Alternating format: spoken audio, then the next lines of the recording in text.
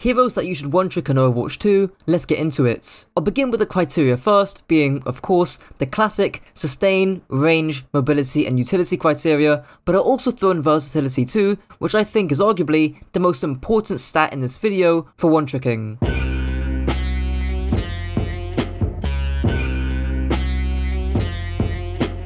Beginning off with the queen of one-trick heroes, I have D.Va. I'll actually start off with D.Va's weaknesses because there honestly aren't many, and the only one is really her range. Tons of lower level D.Va players will embellish in this weakness by stacking down main 15, 20 or even 30 meters away from their targets, out in open space, doing next to no damage. Really, it's when you start utilizing the other aspects of D.Va's kit that you can more than make up for a lack of range. One of those aspects is her mobility. Using your jets to fly to different off angles to control important flanks can be really valuable. To help explain this, I want to introduce a quote-unquote counter to D.Va, being Zarya. Tons of lower players will say that Zarya counters D.Va, when in reality it's dependent on how good the D.Va is and how the map is built. For example, on Colosseo, because the map is so linear and there isn't much high ground or many angles that D.Va can take on neutral, yeah, I would tend to agree that Zarya wins here in a straight up frontline matchup. But as soon as we start opening up the map and there's important high grounds and flanks that need to be controlled, D.Va looks a lot more competitive here. Pushing as an attacking team through here when the defenders have a lot of high ground means D.Va certainly looks like the more favourable tank to play. There's some caveats here of course, but that's the basic idea. And considering most maps in Overwatch are built with some big important piece of high ground to control at some point, D.Va can really put a dent in controlling that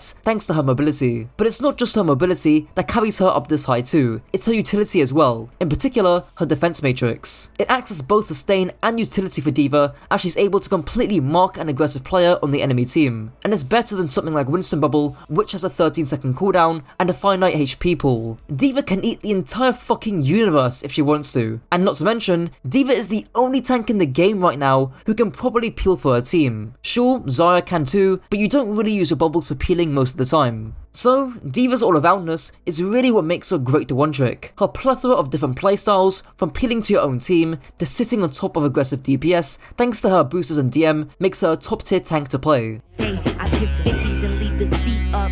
Dolce bottom feeder, the Dolce, the Don Diva. The next hero I have, to some people's surprise, is Tracer. Now, I put Tracer in C tier in my Overwatch tier list, and honestly, for the average Tracer player, I still stand by that. But, if you check the leaderboards, Tracer is still a top pick. So, how is that even possible after the spread nerf and the casty changes which can disable Tracer's mobility? Well, it's one word: cover. So many Tracer players use their blink straight out in open space, which can lead to a dominoes effect of mistakes. It can make you panic, meaning your tracking is worse, your blink management is worse, your uptime is worse, pretty much everything about your own play is worse. Here's a clip of me showing why corner management and terrain usage is so vital. This blink though, these two blinks, like now, you're out in open space with no cover and you have no blinks.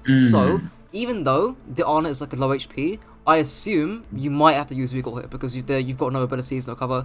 Right, whereas you could have literally just stood here, dodged the sleep dart, keep shooting the Ana, and then from cover. From cover, right? Exactly. Oh yeah, exactly. and use that other angle too. Yeah. Exactly, and then you can even blink back here.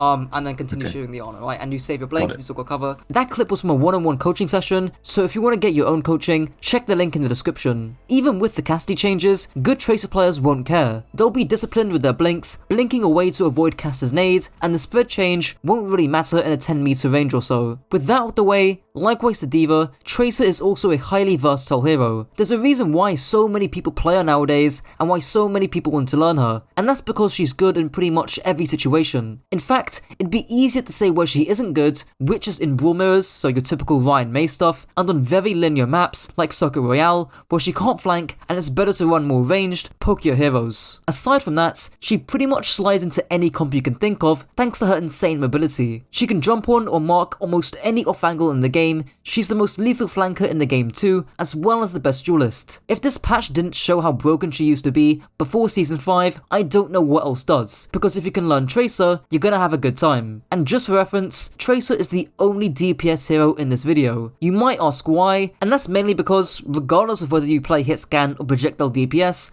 I think every DPS player should know how to play Tracer.